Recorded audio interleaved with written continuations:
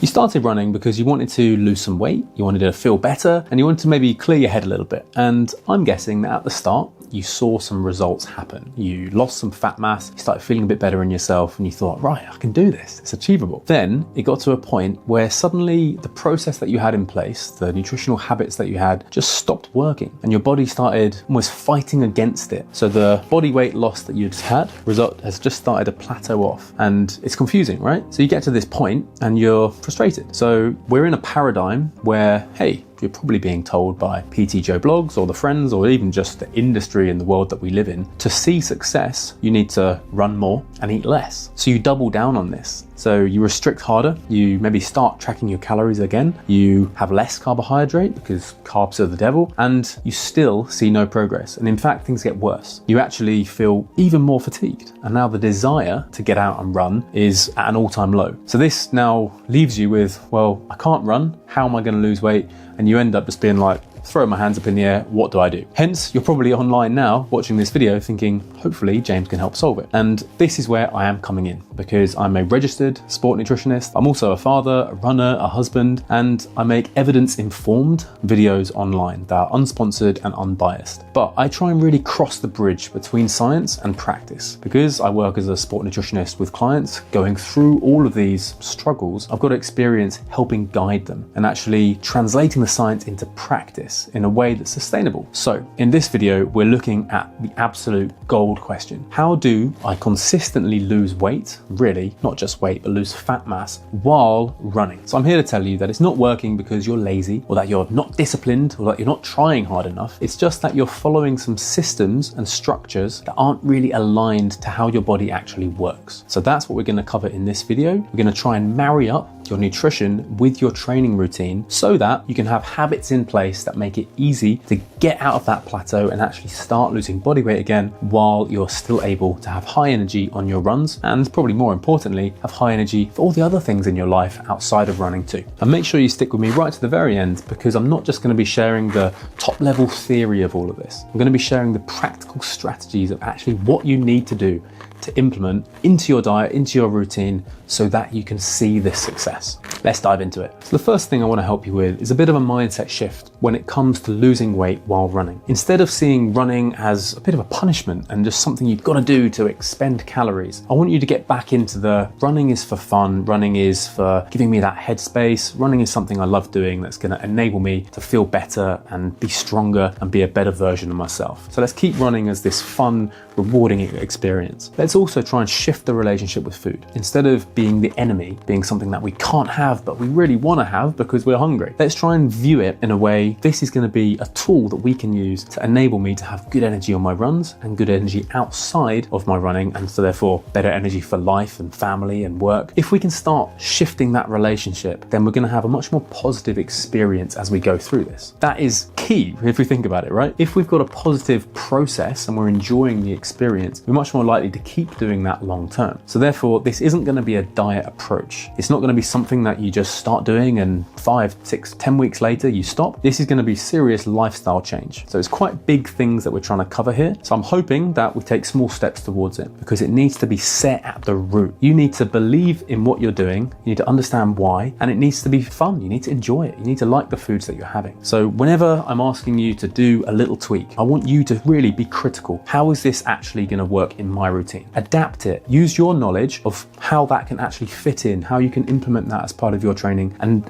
ensure that you can do it long term. If you go in with that approach, you're going to have lasting results even after putting the things into place from this video. Let's quickly think about why it hasn't worked for you at this point in time. So you may have seen that initial success by restriction, but actually your body's very smart, right? And if it thinks, well, what's happened over the last few weeks or months, if it thinks that that is going to be happening for the next few weeks or months, which it will do because your body is learning to adapt. If you're then saying, right, I'm going to start increasing training, increasing the intensity, the duration, because I have to double down, but your body is knowing that, well, based on experience, the last few times I've had to do this, I haven't had the right fuel, I haven't been able to recover properly after because there just hasn't been enough energy there. Well, then the body's going to fight it. It's going to make you not want to go out for those runs. And when there is fat mass available, which you'd be thinking, well, energy balance, it should be losing this, it's actually going to try and hold on to that because it's in a stress state. If you're trying to run without the right fueling available, it's a really stressful thing for the body to do. So if it thinks, well, based on the last few weeks, the next few weeks, I'm probably going to still have to do this, it's going to hold on to that extra fat mass for a prolonged period. So we want to reduce that stress. And this is why I see so many runners come to me who are putting in the mileage and may say things like, James, I don't think my body composition reflects what I'm eating and how much I'm training. And they're in this really frustrated space. By putting in some of the sport nutrition strategies that I'm going to teach you, we can start to get them out of that plateau and get their body representing how much of an athlete they really are. So to help with this, I'm not just going to suggest we whack in a bigger caloric deficit and push you harder. I'm going to teach you the paradigm of fueling for the work required so that we get your body feeling good in all of your sessions. And then I'm going to teach you the real levers that we need to pull to make it easy to lose fat mass whilst running. That is going to be covered towards the end of this video, and I'm excited to share some of the strategies that I put into place with my clients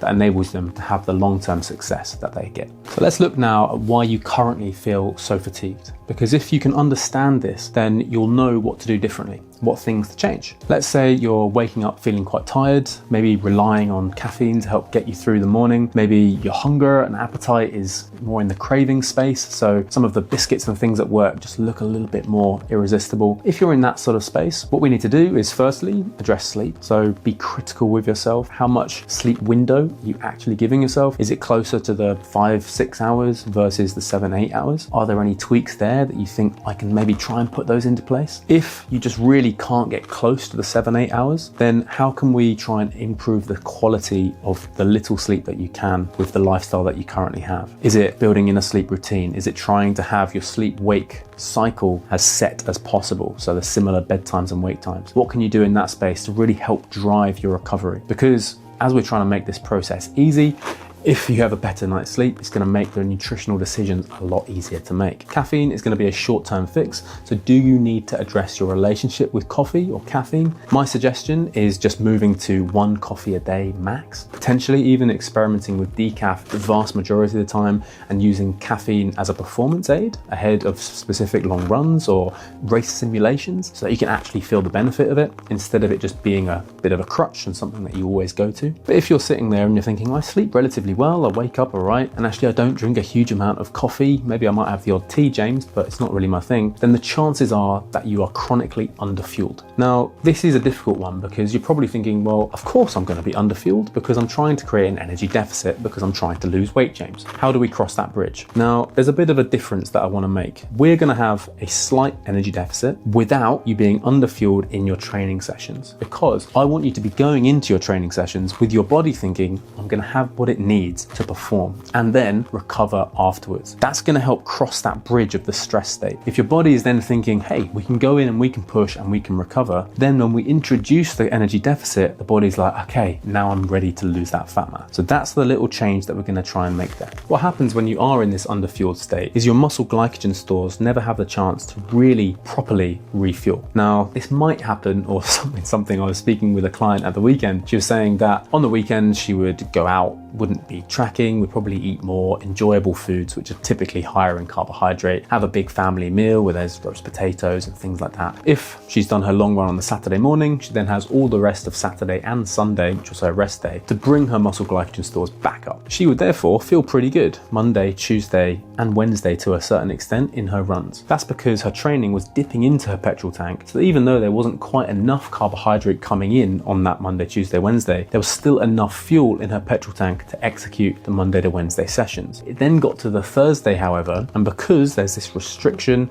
there's not enough fuel coming in particular carbohydrate, that's when the Thursday, Friday sessions feel really difficult. What we want to do then is we want to start adjusting this. We want to have fuel for the work required so that it gets to the weekend and you don't feel like, oh, I need to have massive meal just because I'm ravenous and I haven't been eating anything through the week. And then we need to have habits around sessions throughout the week so that you can go into them well fueled and then have habits after to refuel. So instead of being in the cycle of run, restrict, crave, crash, repeat, we're actually going to have fuel, run, refuel. And then in this model, we will then introduce a slight energy deficit. I keep saying slight energy deficit. You're probably thinking, what is that and how are we going to do that, James, without underfueling? We're going to put in some specific strategies that are going to make this easy. So the secret isn't to run more and restrict more. It's going to be to eat smarter. So what if instead of chasing restriction, you chased rhythm? Because sustainable fat loss, especially for runners, comes from balance, not the extremes. And this is so often when I see clients come to me, it's James, I'm great when I'm on it. I'm great when I'm tracking. I'm great when I'm going through a training plan, and then life happens, Christmas happens, holiday happens, and I fall off. It's that black or white thinking that I see so often. We need to try and get you more comfortable with a bit more gray, because it's that gray that is the balance that's going to enable you to consistently do it. So therefore, instead of being like this, I'm on it, I'm off, I'm on it, I'm off, and having that body being stressed, like it's okay, no, we're in feast, we're in famine, we're actually going to be in a consistent space. So we're going to look at all of your habits, and I say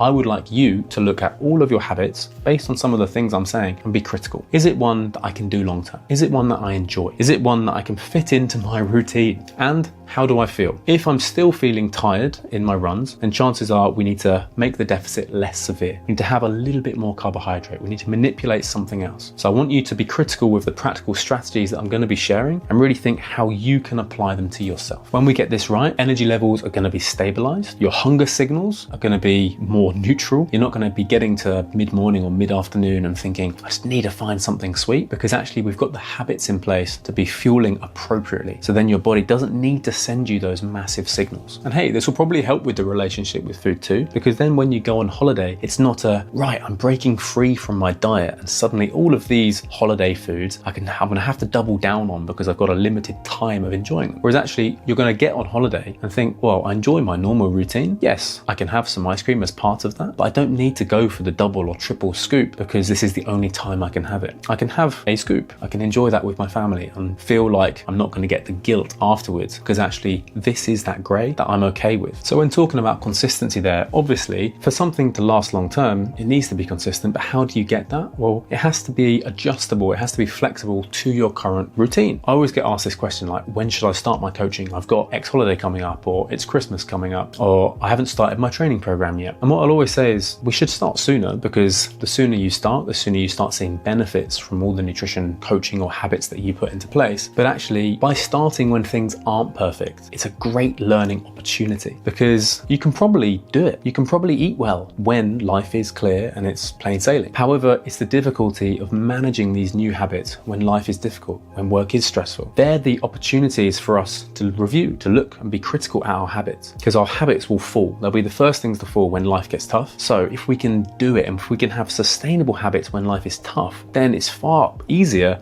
to maintain those habits when we're back in the rhythm with it being easy. So if you're currently sat there thinking, I'm gonna action all this stuff that James is saying in a few weeks' time after this deadline, please, I would recommend putting in 5-10 minutes after this, thinking, right, I'm gonna actually do something different and try and put some habits into place now. So here is a simple framework I use with my clients to help them lose body fat while they're still running. The first thing we want to do is really address the stress state. So I want them to be going into sessions in a well-fueled state and then recovering well after them, because it's that running. The running is a stressful thing on the body. So by using food to our advantage, we can minimize some of that stress. How do we do that? 2 practical things. Again, bit of a mindset shift here. So instead of overcomplicating and starting a new diet plan, I want you to think about 2 things. The first one, I want you to think about fueling for your upcoming run. Now, I'm not talking about doing a full day's carb load. Let's just think about the meal or meals before your run. Let's say you run first thing in the morning. Consider your evening meal and maybe an afternoon snack or lunch the following day. Are you eating enough carbohydrate to top up your tank enough to feel good in that session? And this doesn't mean that you suddenly have to eat huge volumes of pasta, but it does mean there has to be an obvious carbohydrate-rich food in that meal. So we're not going low carb. You're no longer going keto. We're no longer going no carbs before marbs. We're going to use carbohydrates strategically just to top your tank up enough so that you can get a high quality session. Now, you don't need to track this. You don't need to take muscle biopsies to get your muscle glycogen levels and doing loads of fancy crazy stuff. You can actually get feedback from your body. So you'll know that Tuesday session, if you're doing that most Tuesdays, if you have a meal Monday evening that has noodles, it's a stir fry, for example, example, and you feel good in that session, well then you know I've probably had enough carbohydrate in that meal to support the training intensity in that session. If, however, you are doing a session, let's say after work on a Friday, and it's 5 p.m. and you've had a salad because you were eating out at lunch, for example, and you chose to have a healthy option and it was a Caesar salad, there's no carbs. You went into that session and it was a HIIT session, hard intervals, and you've absolutely flopped and it was miserable. That's because there just wasn't enough carbohydrate in that meal. Your petrol tank will be dipped into throughout the day as your heart rate is elevated. So if you're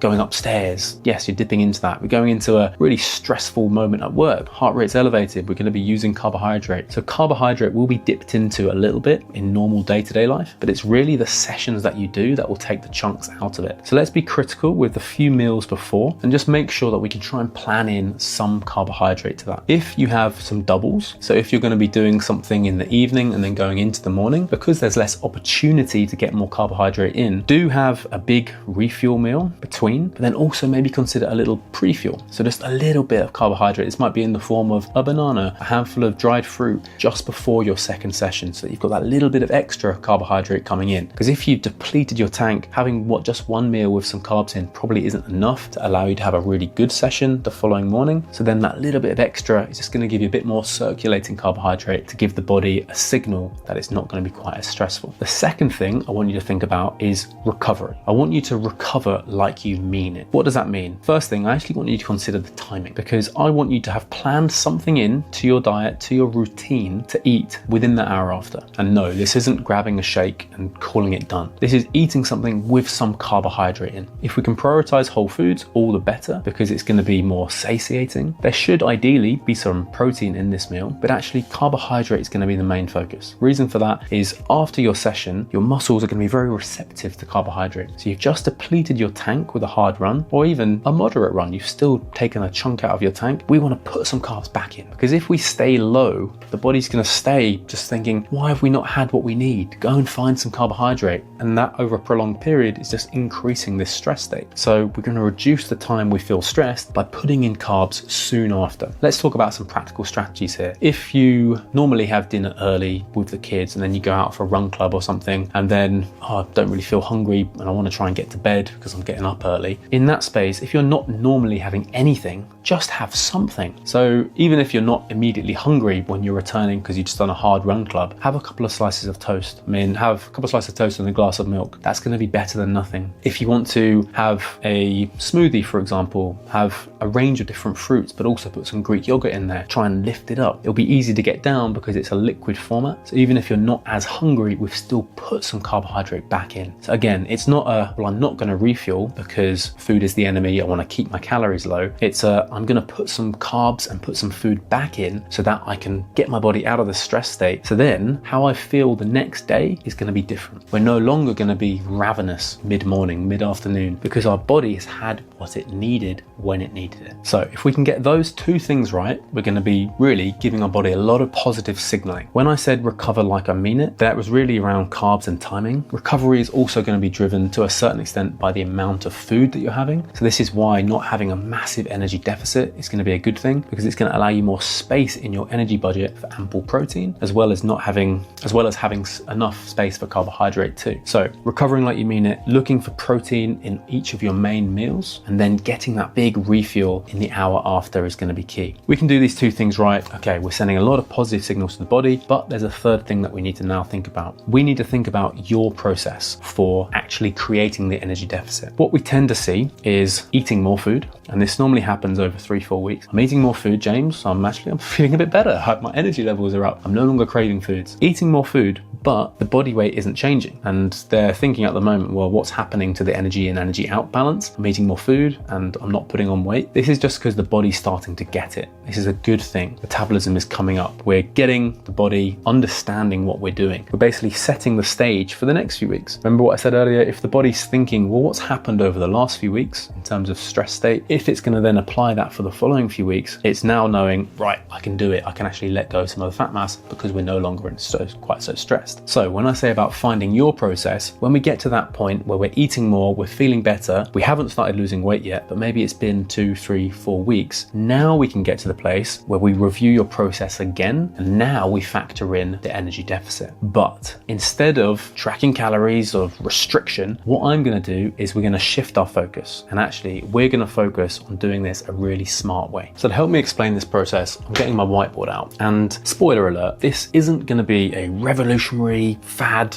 crazy new strategy, but I'm hoping that the way that I explain it will land, and you're going to get that light bulb moment and think, oh, that makes so much sense now. I can actually do that. So we're going to have some practical strategies, things that I implement with my clients that give them the success to lose fat mass long term and have the energy back for their runs. And like I said at the start, I always want you to be critical with the habits that you're putting into place. So you're not going to be able to apply all of this, but if you can take some of it and then be critical with how you put it into your routine, then you're going to be doing really well. However, if you're struggling with that bridge of how you apply some of the information that I'm providing, then actually coaching might be for you. It might be that you need that little bit of extra steer or bit of guidance in sport nutrition coaching. Maybe you've got an upcoming event and you're not sure how to manage your energy levels as training volumes change. If that's the case and you're curious about learning more about sport nutrition, then I'd consider booking a call with me to find out a little bit more about the Performance Accelerator program. This is the 10-week coaching program I run with clients to move them from a point of inconsistent energy and lack of confidence with their nutrition right through to a point of consistent energy, better recovery, better performance, and actually setting things up in the process so that they can have better longevity too. Anyway, let's slide back into this. So let's get practical. So let's slide back into this and let's get practical. So the first thing is, don't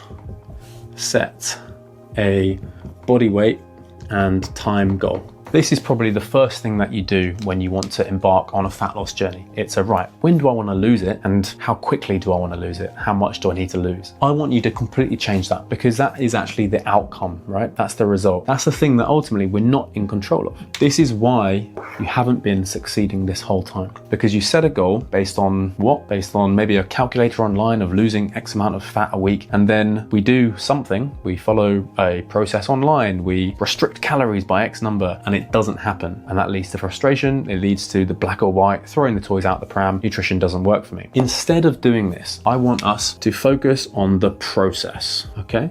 Focus on the process, because the process is the thing that we can control. The process is the thing that we can adapt. If we consider this with an analogy of going on holiday, let's say I'm James and I live in London and I'm going to the Lake District. Instead of saying, I want to get to the Lake District, Keswick, and I want to get there in a week's time, maybe I'll walk, that might take a week. Instead of saying that, I'm going to say, I want to look at the path I'm going to take. Because if we're doing this, but we haven't looked at the route that we're taking, we might set off from London and be cracking on towards Brighton before we then check in our week or 2 weeks time and think, right, well, am I near the Lake District? No, I've actually gone backwards, and that's frustrating and it's infuriating. Whereas if we review this, okay, I'm starting in London, I'm going to the Lake District. Sure, we haven't got a time goal yet, but that's okay. I'm going to be pausing and I'm just going to critically review. Then we know the process. I'm going to start off working out the coordinates. I'm going to start off making sure I'm going in roughly the right direction. Then a few days down the line, oh, okay, I've started off and I'm near Luton, let's say, or I've gone a little bit further past. I need to go west a little bit more. We're just going to change the direction. We do that again. We start changing the direction. So we keep moving, we keep making progress towards this goal. That is empowering. That is motivating. So then we want to keep doing this process. So actually, it doesn't matter if it takes us longer than we expect, because the time goal that we've probably set, like, where's that come from? If it's come from just something we've pulled out of our head, hey, that's probably potentially come from an average population curve, like bell curve. We might be an outlier. So this time goal is something that I wouldn't recommend setting. Let's just really double down and focus on the process. And this process is what I'm going to be sharing with you right now. So remember initially when I said how clients I often see do this, they end up eating more food, probably a bit more calories, they get their fueling right and they bring the stress state down, and actually their body weight doesn't change despite eating more. Although this isn't moving them towards their specific body weight goal, I would still say it's progress, right? Because they're probably feeling better. So that is motivating, that's rewarding, that's going to enable them to keep doing this process. So the next thing I want you to think about, and this is a little bit from a mindset perspective as we're going through this process, is to review, be critical, but also look for the wins and really feel those wins. Because remember what I said earlier about how clients I've seen go through this process of underfueling, who were in the plateau, having been restricted and seeing results, but are now in this position where their body is fighting it. If they've been through 2, 3, 4 weeks and actually they're eating more food, their runs are feeling better, they've got more energy, but the body weight is still the same, this is a massive win. But I see clients get through 3, 4 weeks weeks come into the session like, James, I still haven't lost weight. And I might then say to them, okay, that's fine. Like, how else are you feeling? How are energy levels? It's like, yeah, I'm feeling better. I'm not craving as much food. I'm not eating as much junk or as much sugar. Runs are feeling better. So by getting them to articulate all this, it actually rewires the brain that I'm doing something positive. I am moving in the right direction. So we're setting the body up for success. So if you get to that point where you follow this process and actually you start feeling better, but body weight doesn't shift, absolutely fine. Don't worry about it.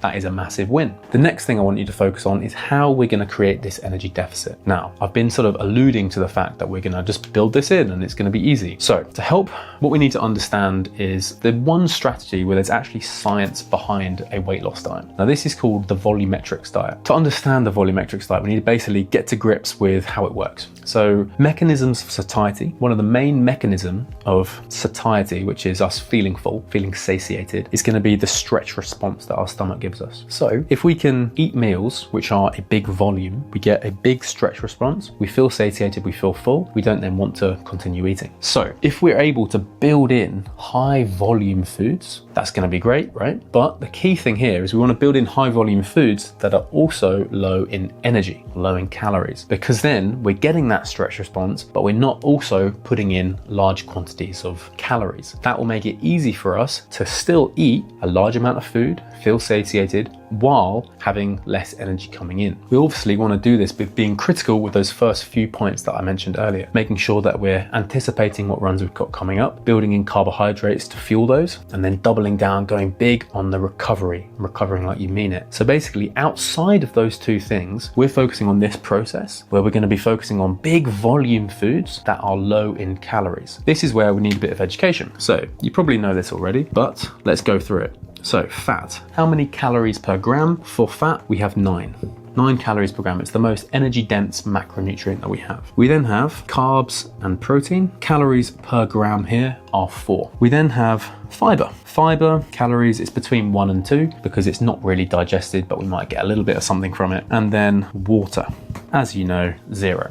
After seeing this and thinking about calorie density, most people normally go for, well, I need to go low fat. This is why the whole low fat craze came out. This is why you can't walk down the yogurt aisle without seeing 0% low fat cheese, low fat everything, because hey, we need people to eat less total energy. Therefore, if we address this, it's going to be easy because people will eat less fat, keep the volume the same, they'll feel good. That didn't work because ultimately brands ended up restricting fat, realized it tastes poor, and ended up putting sugar in to replace it, driving us to want to eat more. However, what we need to do, instead of thinking about restriction here, we need to think about moderation. So moderation, don't know if that goes off screen, but maybe just moderate that. To moderate that, what this means is we're not eliminating it, because actually, obviously, with the calories in, calories out, and James, I'm losing weight, we go straight for restriction. But if we actually change it to moderation, so you review your habits around high fat foods. Do you eat lots of high fat foods? If you do, can you just reduce them a little bit? Because we still want fat to come into our meals, because there is a certain amount of fat that we do need in the diet. Fat forms the cell membrane, of all our cells in the body. It's important for the absorption of fat soluble vitamins A, D, E, and K. So we do need fat in the diet, and actually how it impacts carbohydrate in terms of our meals. So instead of having meals that are just carbohydrate and or protein, having a bit of fat means they're going to be more satiating. So you actually want to be able to get through from main meals without just needing those extra snacks that tend to then creep up the amount of calories that we're putting in. So not restriction, not wiping it out, but some moderation here. This though is kind of missing the elephant in the room and probably shouldn't actually be where we start. We should start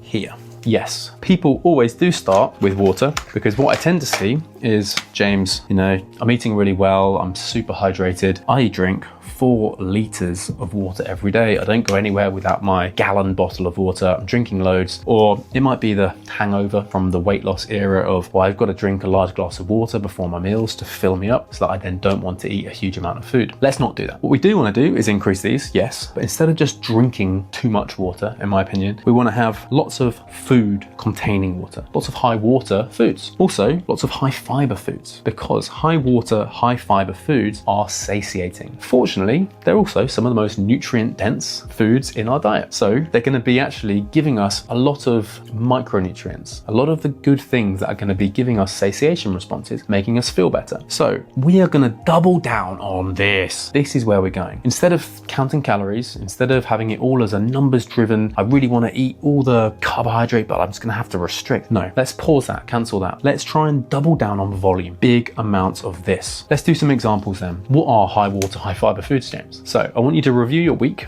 Let's take, for example, you've got the run session Tuesday evening. You want to have some carbohydrate in the meal before, maybe lunch. So let's say at lunch, you're building this new habit of preparing your lunches. And instead of it being a sandwich and a packet of crisps, we're gonna go with a homemade salad. Yay, that's famous for weight loss, right? The difference here is that we're thinking about those first two things. We're gonna be fueling for the run upcoming. So we might have, those sachets of mixed grains or rice or something like that. We're gonna have half one of those. So there is 35, 40, 50 grams of carbohydrate coming in from a grain. Those are fantastic. We might even look at the grain packet. So instead of going with white rice, we might go with mixed grains that has spelt, quinoa, freekeh, because there's a bit more fiber in those. Those grains, fantastic. We're getting that carbohydrate in. What else is coming in that salad? Now, I want you to really shift your mindset around salads, because if we're trying to get volume, we need to shift the size of Tupperware that you bring, the size of bowl that you use. If, for example, and I'm going to reach in to my cupboard here, when I make a salad, instead of going with a mixing bowl this size, we can actually go with something that's absolutely monstrous. We could go with something that's this big, because hey, even if you get to the point where you're too full and you can't finish it, you've done exceptionally well. You probably haven't overeaten in terms of calories if you filled it with lots of high fiber veg. This is where we need to understand how to build these salads. So instead of making it from potato, mayo, all of that, squeezing in and double helping of bacon and all of these high fat elements that are going to be contributing to this, we're going to moderate those. We're going to double down on dark green leafy veg as a base. So this is where you get your big bowl or your big Tupperware. You're going to put in handful, maybe 2 handfuls of something like spinach, of something like kale, of chopped up lettuce. So these high nitrate, big volume foods that are not really bringing much in the way of calories, but are bringing in a lot of nutrition. We're going to have lots of those to fill it, so that this is already here. Then we want to have some sort of protein element, because we're trying to recover consistently. If you remember back, I said we want to have those high protein foods in each of your main meals. We're going to be having an ample protein feeding. What does that mean? If you get your size of your hand, we want to be aiming for something the size of your palm here. So that's 1 tin of tuna, about that size. It's a medium or small chicken breast. Going a little bit larger might be helpful as well, because it might just give you that extra little bit of satiety. Even something like tofu, that can actually be an easy way, or even tempeh, chopping some of that up. Might want to flavor it, getting it in here. Then we double down on this by adding something like beans. Beans are the undersung superhero. They're not marketed like AG1, like super greens as a superfood, but they really are. So what I'm referring to is going down the beans aisle when you're shopping, looking for beans in water. So this might be chickpeas, it might be lentils, it's pulses, it might be haricot beans, tortellini beans, butter beans. I want you to find these in water, and I want you to get one, drain half of it, whack it in. That is going to be giving you some extra protein to help. It's also going to be giving you a lot of fiber, and these are also high water, because fruit and veg are also high water foods. So it's going to start filling up here. We've got a protein element, we've got our green base, we've got some beans coming in. Then we want to continue to add extra fiber, make it even bigger. How do we do that? We then sprinkle on something like a small handful, so 20 grams, small handful, something like that, of some mixed nuts to make it go further, to actually give us the texture and the flavor profile. If we chop it up, sprinkle them in, maybe even a small handful of pumpkin seeds or sunflower seeds. You're probably thinking, but James, they're high in fat. Yes, there is some fat, but remember, we're not eliminating, we're moderating, and they're also very high in fiber. So it's gonna mean we're really full from this meal. If we're eating that and we're getting to the point where we've also, so I've given you the base, we've also got some salad vegetables, so maybe we've chopped up a bit of cucumber, thrown a few tomatoes in, we've diced up some baby corn, we've got something different in there. Personally, I love a bit of nitrate rich beetroot as well, the steamed one you get, chop that in, whack it in. We've got something that's now this sort of size, and we're probably thinking, whoa, I can't even eat all that. If it gets to the point where you're halfway, 3/4 done, and you're like, I'm full, that's fine. You can probably come back to it later, just to have it as your mid-afternoon. By doing that, you've had a big volume of food, you're feeling full. You've had lots of high water foods, something like lettuce, cucumber. I mean, yeah, you bite into it, you feel how much water's in it. It's gonna make it easy to eat and stay in a caloric deficit. So the main take home from this is reviewing all your meals and adding in high water, high fiber ingredient. Let's get this practical again. Let's talk about snacks, right? People always want to know what to do with snacks. Should I be eating fruit, James? It's got loads of sugar in it.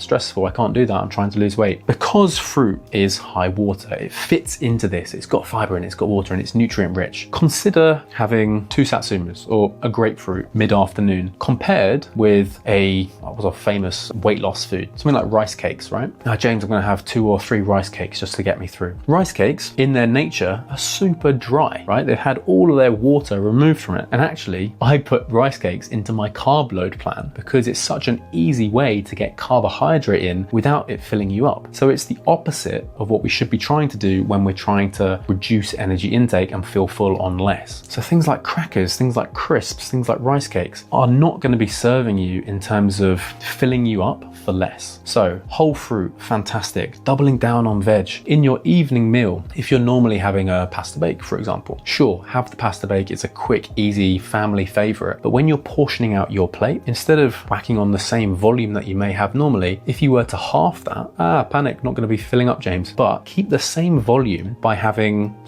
half a head of broccoli, for example, that you've steamed or pan fried, or you've had some cauliflower in there that you just added to bolster it up. You don't have to get fancy and have cavolo nero and tender stem broccoli. You can use frozen veg, but we just want to get it on your plate and have it as a big volume so that you're not eating less anymore. You're eating the same amount in terms of volume, but you're just eating less total calories. By doing this, you're also improving your diet quality. This is going to be fantastic for your recovery, so you then start bouncing back faster. I'm really hoping that you've had a few light bulb moments go off here, and you're probably thinking, so the Eat Natural Nature Bar, cereal bar that I'm having mid-morning to fill me up and get me between, it's actually quite small volume. Maybe I should double down, get some citrus fruit and eat a bigger volume to fill me up. Or by changing my breakfast a little bit. If you're having eggs and toast for breakfast, cool, double thumbs up. Can we get big helping of kimchi on there so there's a more fiber on there? Can we have a big handful of rocket on there so again, more greens, keeping us full for longer? I want you to be critical with all of your main meals and snacks and try and get these high water, high fiber foods in. One of the key things I do with my clients is we address how to do this. Just saying it sounds easy, right? But what we want to have is some practical strategies that fit within your routine. So now you know that this is the actual long-term success strategy. My guidance would be to talk to a partner, a friend, consider how you can do this, bounce some ideas off with someone you respect, someone of significance to you, and start thinking about how to put this into your routine.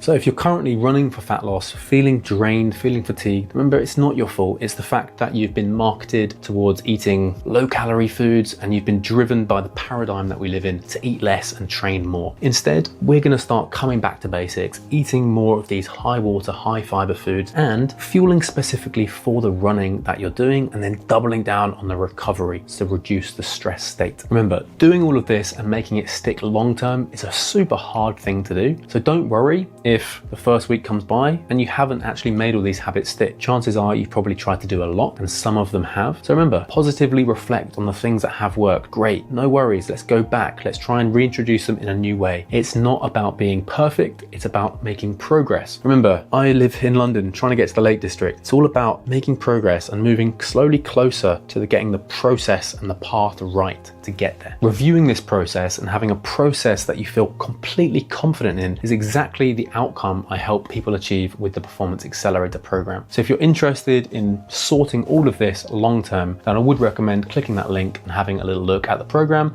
and possibly booking a call with me. And if you're concerned that you're not eating enough and you may be falling into relative energy disorder in sport, then I'd recommend clicking this link and watching this video.